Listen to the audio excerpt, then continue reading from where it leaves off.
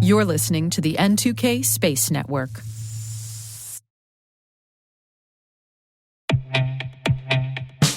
Your business needs AI solutions that are not only ambitious, but also practical and adaptable. That's where Domo's AI and data products platform comes in. With Domo, you can channel AI and data into innovative uses that deliver measurable impact. Secure AI agents connect, prepare, and automate your data workflows, helping you gain insights, receive alerts, and act with ease through guided apps tailored to your role. Data is hard. Domo is easy. Learn more at ai.domo.com. That's ai.domo.com.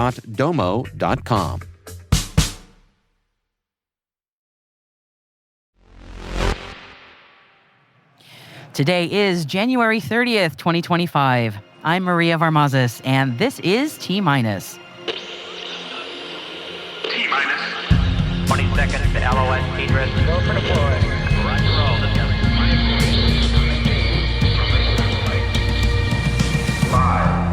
L3 Harris Technologies has filed their fourth quarter financial reports and full year 2024 results. 4. International partners have approved the crew for Axiom Space's fourth private astronaut mission to the International Space Station. 3. The first of the two Airbus-built SpainSat satellites, SpainSat NG-I, successfully launched on a Falcon 9 rocket from Cape Canaveral. 2. ESA and the European Commission agree to partner on European quantum communication infrastructure. 1. Thales Alenia Space lands a €862 million contract to develop Europe's first lunar cargo vehicle.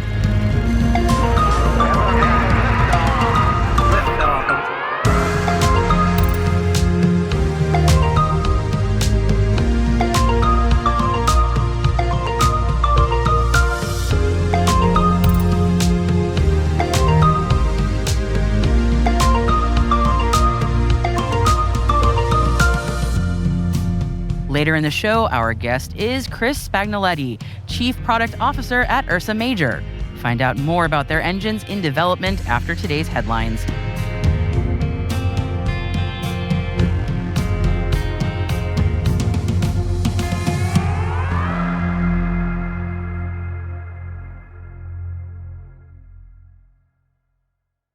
And today is the final day of Commercial Space Week in Florida.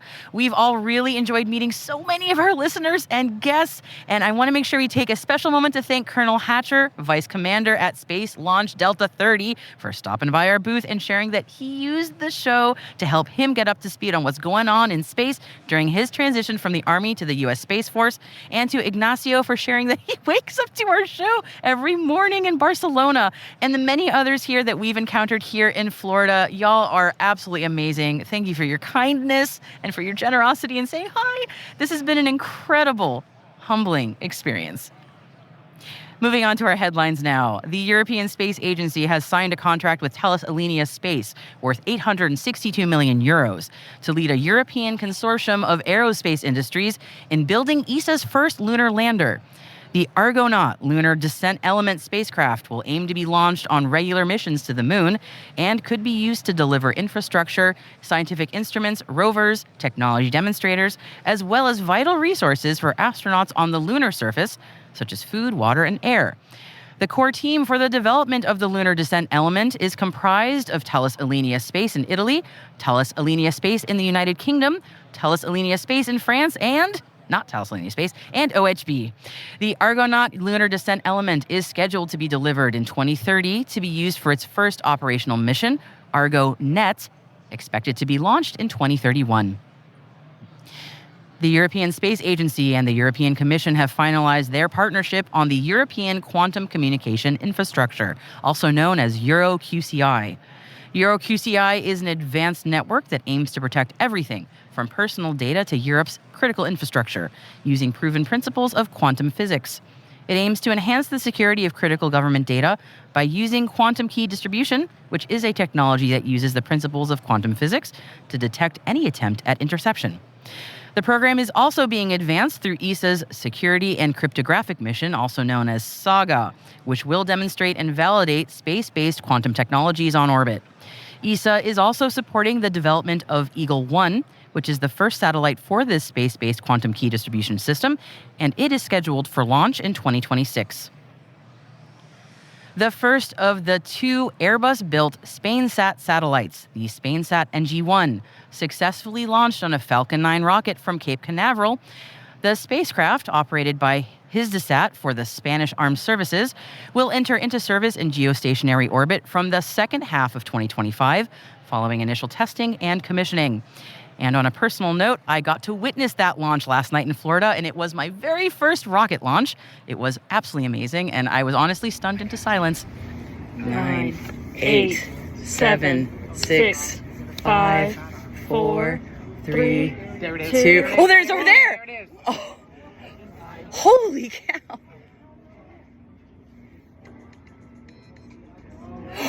Whoa! Oh my God!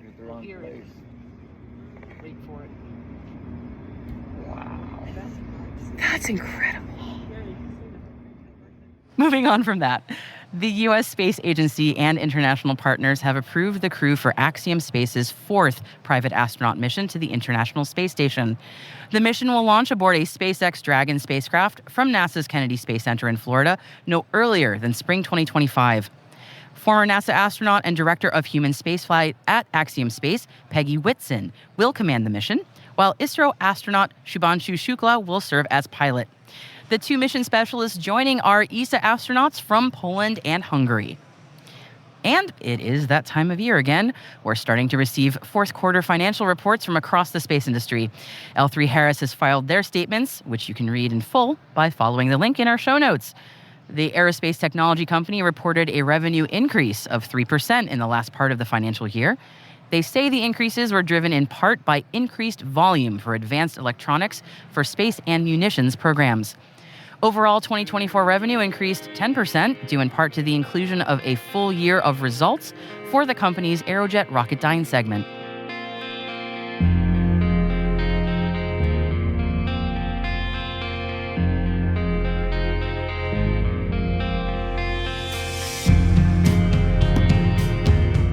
And that concludes our intelligence briefing for today. You'll find 3 additional articles in the selected reading section of our show notes. One's on Space RCO's Accelerator program, another on Maxar and SiriusXM's latest satellite coming online, and there's a third one from Sidus Space, who have received FCC approval for space-to-space data for their LizzieSat. Hey T-Minus crew, if your business is looking to grow your voice in the industry, expand the reach of your thought leadership, or recruit talent, T-Minus can help. We'd love to hear from you. Send us an email at space@n2k.com or send us a note through our website so we can connect about building a program to meet your goals.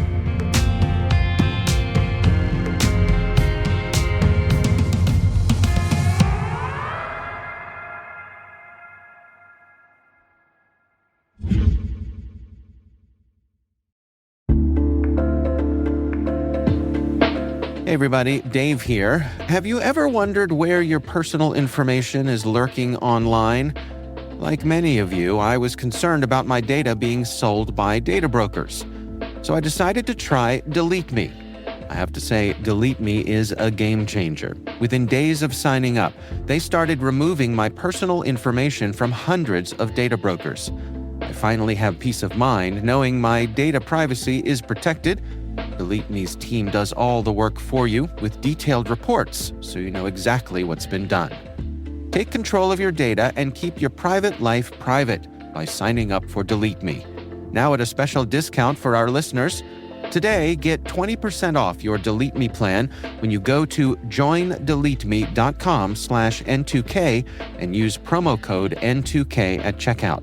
The only way to get 20% off is to go to joindeleteme.com/N2K and enter code N2K at checkout. That's joindeleteme.com/N2K, code N2K.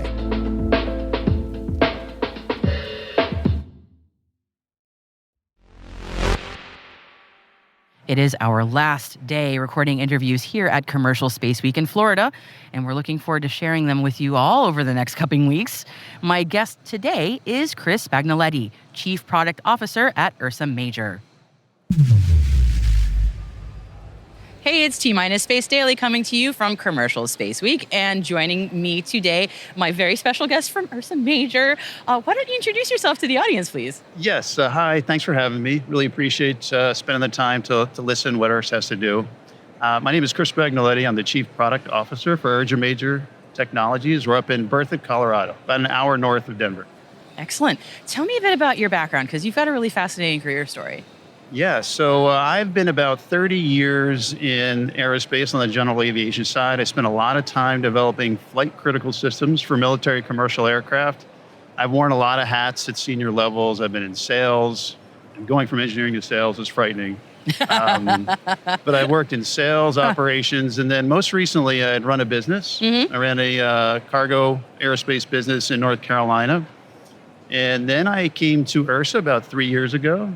And found myself absolutely aligned and excited about what we're doing for the defense industrial base and hitting a lot of different sectors. So thanks for having me. Oh, it's honestly, I'm happy to have you. And again, I said this to you before, but we're big fans of Ursa Major here on the show. We've had the pleasure of speaking to many folks from Ursa before, and all of us just really admire what you all do and what you're building and how you're doing it. So good stuff happening. So you all are busy. Booked and blessed, as I've been saying a lot lately. Yes, we are. Yeah. Tell me a bit about what you've been up to lately. Yeah, so just to kind of take a step back on Ursa in general. So Ursa was founded to create the next generation of propulsion system technology. And then looking at our recent successes with hypersonic engine and solid rocket motor technology, we decided to turn our attention to in-space propulsion.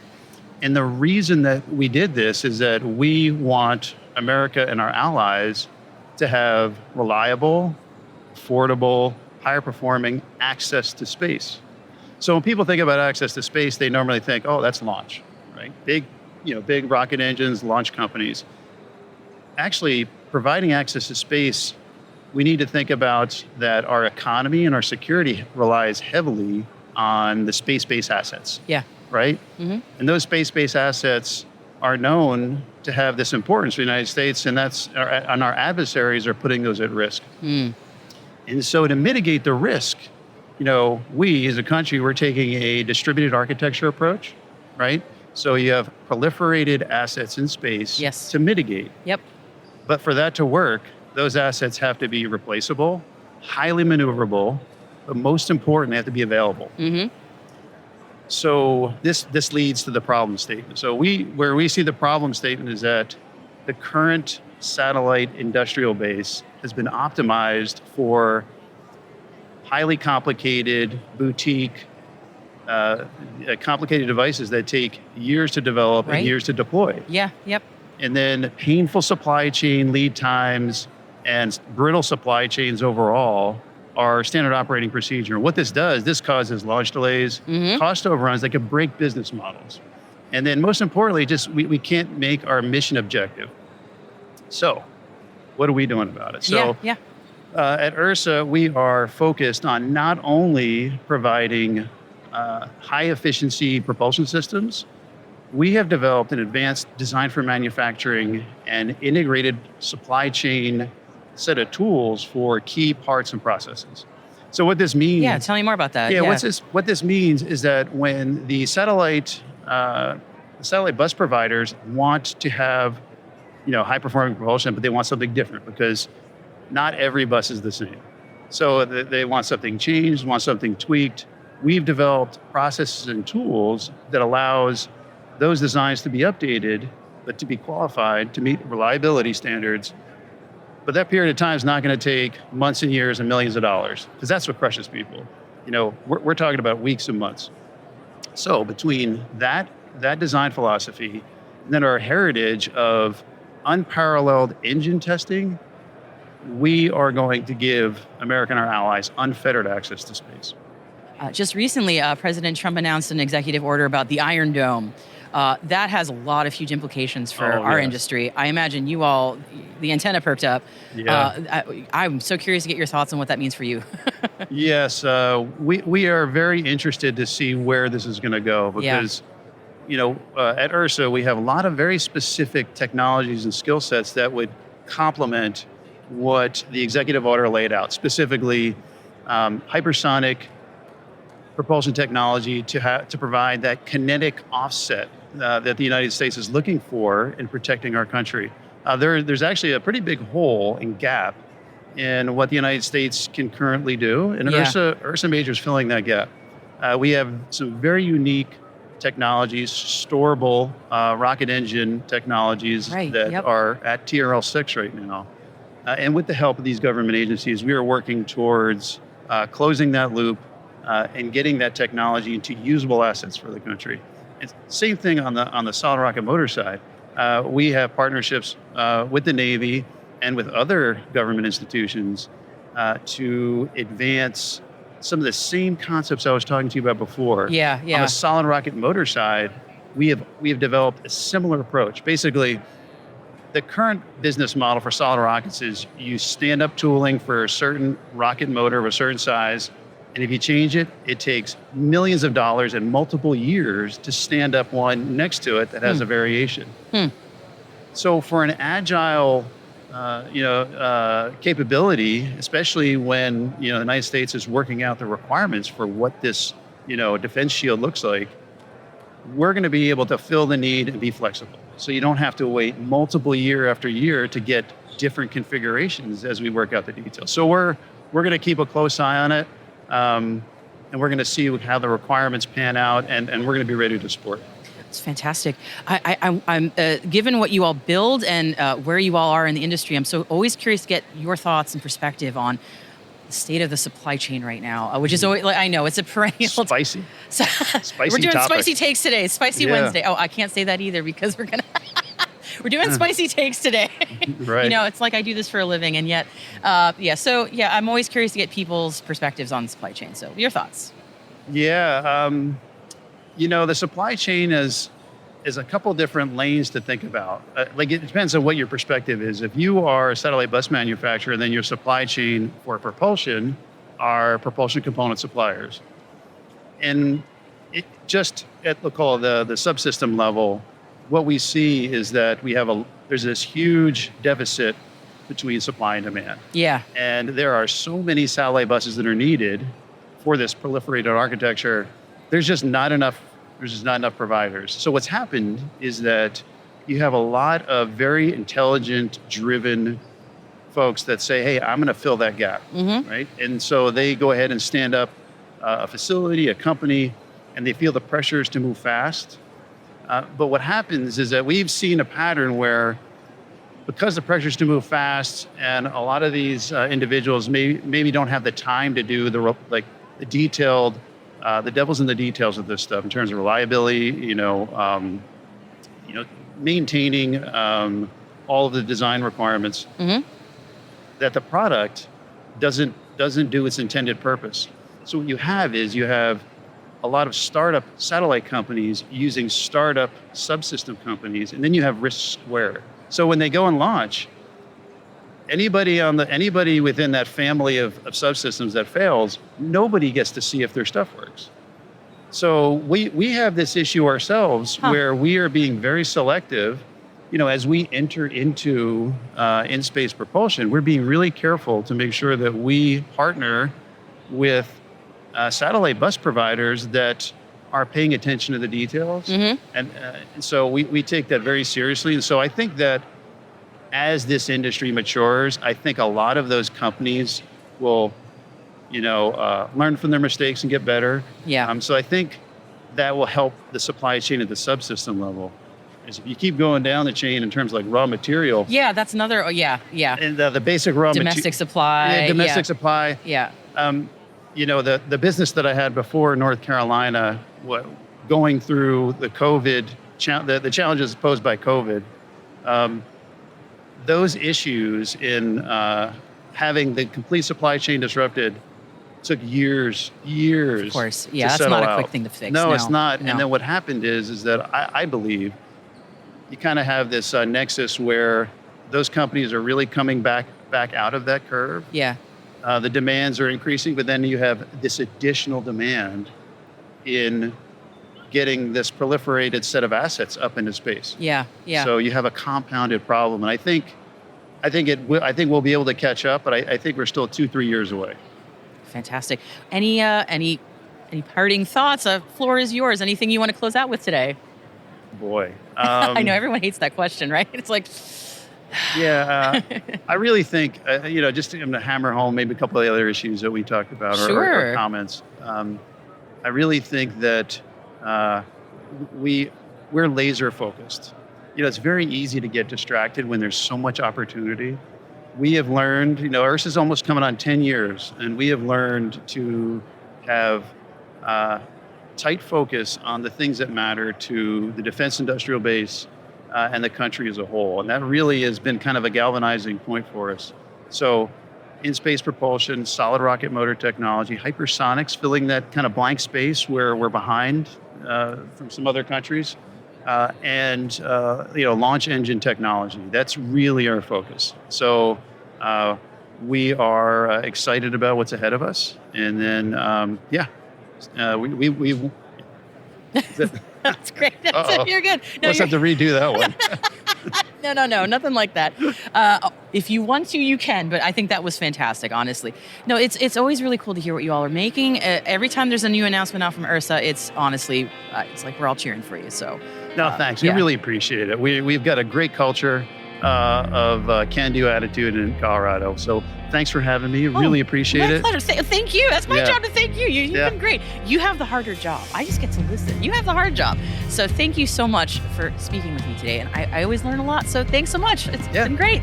Great.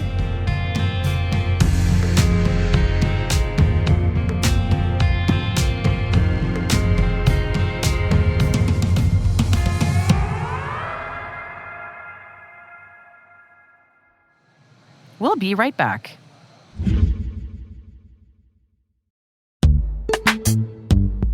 Ransomware, supply chain attacks, and zero-day exploits can strike without warning, leaving your business's sensitive data and digital assets vulnerable. But imagine a world where your cybersecurity strategy could prevent these threats. That's the power of the ThreatLocker Zero Trust Endpoint Protection Platform. Robust cybersecurity is a non-negotiable to safeguard organizations from cyber attacks. ThreatLocker implements a proactive, deny-by-default approach to cybersecurity, blocking every action, process, and user unless specifically authorized by your team. This least privilege methodology mitigates the exploitation of trusted applications and ensures protection for your organization 24/7, 365. IT professionals are empowered by ThreatLocker application allow listing, ring fencing, network control, and EDR solutions, enhancing their cybersecurity posture and streamlining internal IT and security operations. To learn more about how ThreatLocker can help mitigate unknown threats in your digital environment and align your organization with respected compliance frameworks, visit threatlocker.com.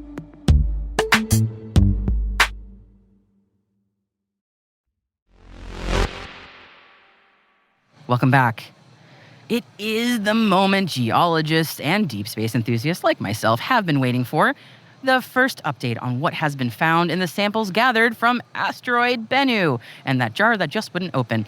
NASA's OSIRIS-REx, which stands for, wait for it, Origins, Spectral Interpretation, Resource Identification, and Security Regolith Explorer spacecraft, say that 5 times fast, collected dust and rock from the asteroid, returning to Earth in 2023. The samples from that mission have revealed molecules that, on our planet, are key to life, as well as a history of salt water that could have served as a broth for these compounds to interact and combine. I could go for some soup right now. We should say that the findings do not show evidence for life itself. However, they do suggest that the conditions necessary for the emergence of life were widespread across the early solar system. And that increases the odds that life could have formed on other planets and moons. Hedging my bets there on the language. The research papers have been published in the journals Nature and Nature Astronomy. So if you're interested in delving into them, go on over. We're excited to hear what more can be found from these sample missions. And we're looking at you, Mars.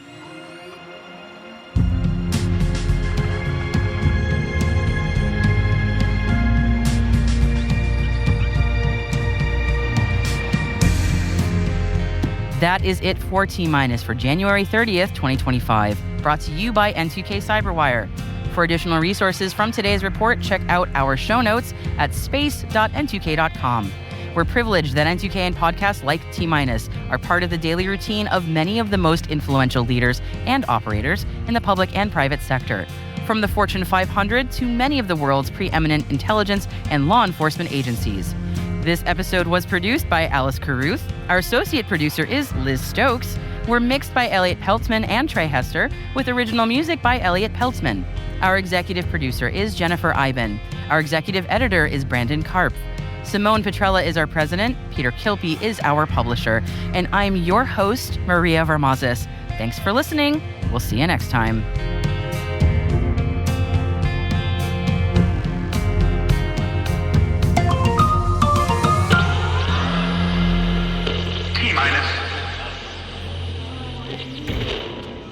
God, it's amazing. It's not. It's dimmer than the stars in the sky now, and yet that filled up the whole sky when it went.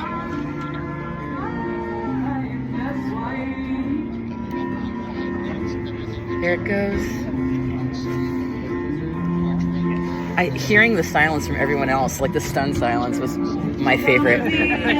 Long time. Touchdown waiting, I get to find. I'm not the man I think I am at home. Oh no, no, no. I'm a Rocket Man! rocket man.